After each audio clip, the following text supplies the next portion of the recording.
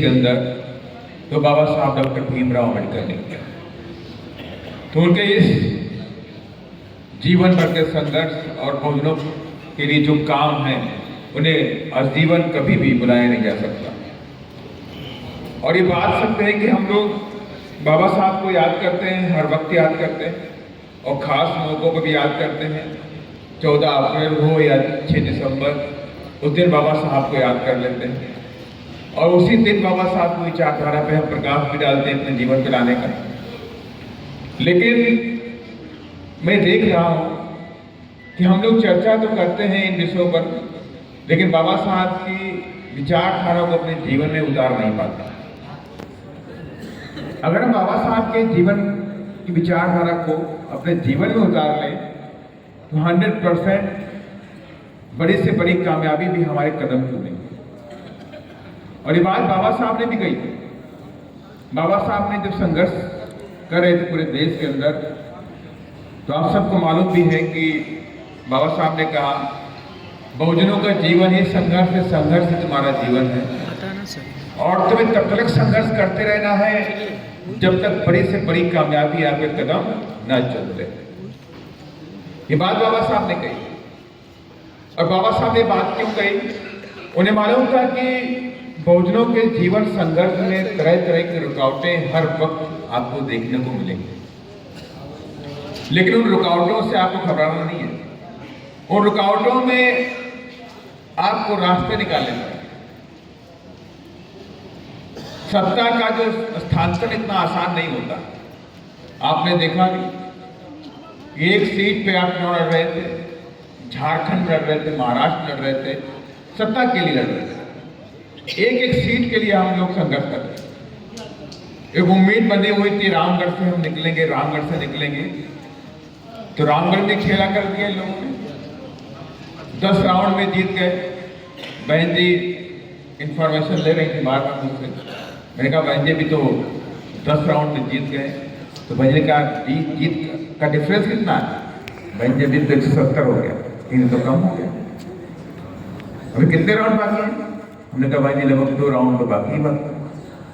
तभी खबर लगी कि 2 मशीनें भी खराब कर रहे। कहा 2 मशीनें खोल नहीं रही। तो मैंने सोच लिया पक्का ना पक्का कुछ ना कुछ हो गया। आखिरी में वही हुआ। लास्ट में आते आते आते आते हम कुछ ही वोट से वो सीट लूज कर गए। लेकिन ये बात जरूर है, उस सीट ने बहुत कुछ दिखाने का मौका दिया और सीखने का अवसर भी दिया कि जो बीएसपी की जंग जो होती है सत्ता की, जो बीएसपी सत्ता का जो महासंग्राम लड़ती है, वो पैसे के दम पे नहीं लड़ती है, अपने जज्बे के दम पे लड़ती है, अपने संघर्ष के दम पे लड़ती है।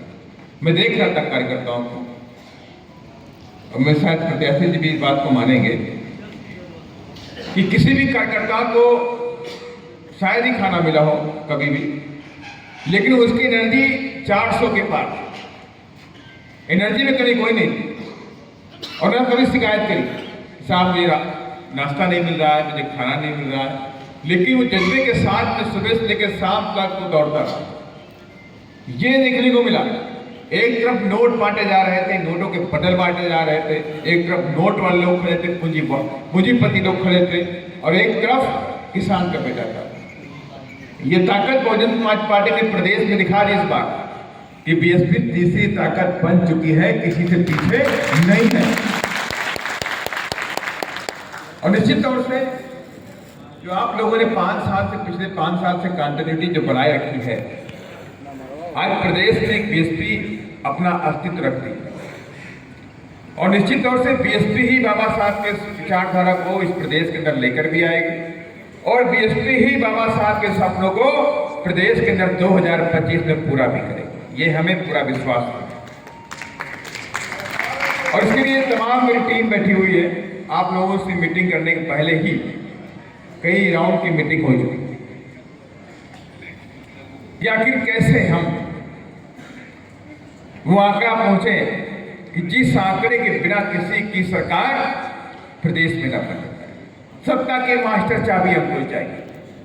और ये बात इसलिए मैं कहता हूं, ये राजनीतिक स्तर से बात नहीं करता हूं कि हमें सत्ता ही चाहिए। सत्ता क्यों चाहिए? कभी सोचा आपने? सत्ता के लिए आपसे किसने बोला कि आपको सत्ता चाहिए? कभी सोचा आपने सत्ता आपको क्यों चाहिए और सत्ता आपको क्यों चाहिए और सत्ता के लिए आपको किसने बोला सत्ता आपको चाहिए? कभी आपने ध्यान दिया? सत्ता के लिए हमें बाबा साहब डॉक्टर अम्बेडकर साहब नहीं बोला। कहा मेरे बच्चों जाओ उस मास्टर चाबी को ले लो, सत्ता की मास्टर चाबी ले लो, और जिस दिन उस सत्ता की मास्टर चाबी अपने हाथों में रखोगे उसी दिन सारे दरवाजे आप खोल दो, सारे ताले खुल जाएंगे और तुम्हारा उत्थान हो जाएगा। और बाबा साहब की मूर्ति देखते हैं, बाबा साहब की मूर्ति में साफ इशारा होता है, उंगलियों का इशारा होता है। उंगलियों का इशारा कहती जाओ मेरे बच्चों capture temple of power for emancipation, जाओ उस शक्ति के मंदिर पे कब्जा कर लो मेरे बच्चों अपने उत्थान के लिए। और दूसरे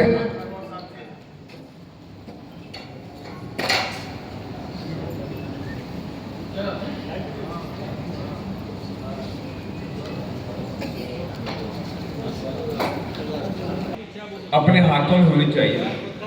और ये बात बाबा साहब डॉक्टर अम्बेडकर समझ चुके थे कि देश की आजादी के बाद इस देश में बहुजन समाज के लोगों को कोई हक अधिकार नहीं मिलेगा।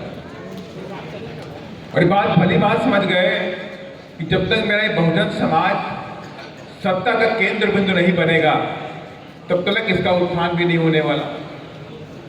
तो मेरे बहुजन समाज के लोगों को कौन सी राजनीतिक पार्टी को आगे लेकर के आएगी, कौन सी पार्टी इनको हक अधिकार की बात करेगी?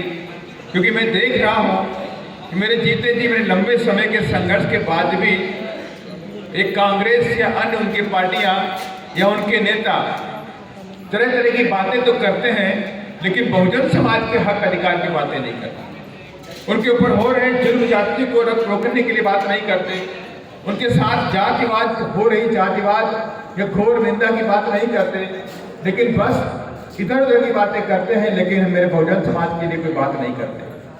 तो उन्हें लगा कि मुझे भी अब राजनीतिक स्तर पे कोई ना कोई कदम बढ़ाना पड़ेगा जिससे आने वाले समय मेरा बहुजन समाज भी राजनीतिक तौर से मजबूत हो जाए।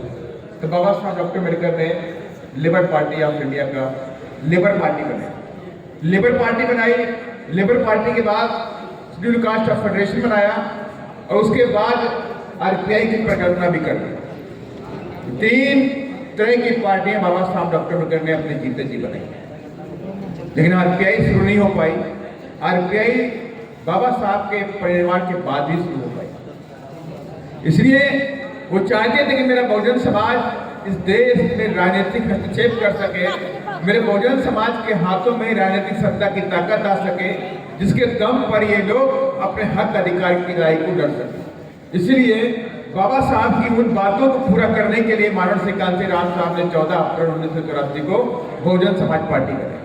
और आज बहुजन समाज पार्टी इस देश के अंदर सत्ता चाहती है और 3 नहीं 4 बार उत्तर प्रदेश में सत्ता लाने के बाद भी हमने देखा वहां पे कोई ऐसे काम नहीं किए जो आज बीजेपी या कांग्रेस करती है। वो काम किए जो इस देश के बहुजन समाज के हित में थे, वो काम करने का काम किया। मैं आप सबसे कहना चाहता हूँ बिहार के अंदर बहुजन समाज पार्टी कोई कमजोर नहीं है। क्या कमजोर है क्या कहीं से? बहुजन समाज पार्टी बिहार के अंदर कमजोर नहीं है। आप उतार चढ़ाव का दौर झेल चुके हैं। 17 साल आप बहुत डाउन रहे। 17 साल के बाद आप बहुजन समाज पार्टी फिर से तेजी की रफ्तार पकड़ चुकी है और इसका एग्जाम्पल भी है कि आपने 2020 में चुनाव जीता और कुछ सीटों पे महज कम अंतराल से चुनाव हारे और फिर आपने ताकत दिखा दी इस 2024 के बाई इलेक्शन। आपने फिर दिखा दिया कि बीएसपी बढ़ रही है, बीएसपी पीछे नहीं जा रही है, बीएसपी जीतेगी। और आज बहुजन समाज पार्टी बिहार के अंदर चारों तरफ चर्चा का केंद्र बिंदु बनी पड़ी है। आज संसद के अंदर भी तमाम नेता मिलते हैं, वो शौक है अरे बीएसपी कैसे बिहार में आ गया। बीएसपी की चर्चा हम जीते नहीं है, हम जीते नहीं है, हम महज कुछ सीटों से कुछ वोटों से हार गए, लेकिन उनकी जीत पर भी बीएसपी भारी हो गई है। चर्चा उनके जीत के नहीं हो रहे हैं, चर्चा बीएसपी के हार के। इसलिए आप हौसले को कमजोर नहीं करना, आपको ताकत और जज्बे के साथ में जाना। और हम लोगों ने भी ठान लिया, एक एक सीट के लिए हम संघर्ष करते हैं। रिजल्ट आता है, संघर्ष करते हैं, कहीं से एक सीट निकल आए, बिहार से आ जाए, झारखंड से नहीं आई, महाराष्ट्र से नहीं आई, हरियाणा से नहीं आई, कम से कम बिहार से हमारे एक सीट मिल जाए। लेकिन हमें उससे भी घबराना नहीं है। हम नहीं जीते कोई बात नहीं है, हमें और ज्यादा मेहनत करने की जरूरत है। हम 57,000 पहुंचे 2020 में, 61,000 मेरी समझ से पहुंचे 24 में। ठीक है, 61,000 भी कम पड़ गए, तो अगली बार हम 91,000 की तैयारी करें। ये तैयारी हमारी होनी चाहिए। अगर हम लोग काउंटरों से घबरा जाए, हार्ट से घबरा जाए, डिमोरलाइज हो जाए, अपना अपने आप में कमजोरी समझें कि हम कमजोर हैं, हम नहीं जीत पाएंगे, तो उससे बात नहीं बनने वाली। हम थक के भी नहीं बैठ सकते, हम हार के गम से भी नहीं बैठ सकते। आज हार गए तो कल फिर हम तैयारी करेंगे और आगे की तरफ बढ़ के दिखाएंगे। और इसके लिए हमारी पूरी टीम ने काम किया है और जो हम सब ने सोच लिया है कि कम से कम बहुजन समाज पार्टी 50 से 60 सीटों पे कांटे की टक्कर खड़े करके दिखा देगी। और इसके लिए तमाम तरह के निर्देश आदरणीय बहन ने हम लोगों को देने का काम किया है। और उसमें से मैं आप सबसे कहना चाहता हूँ कि जो मेरे पास जो पॉइंट इस प्रकार से आए हुए, पहली बात, इस वक्त आप सबको मालूम भी है कि माननीय बहन जी का जन्म दिवस के रूप में हम लोग पार्टी के लिए फंड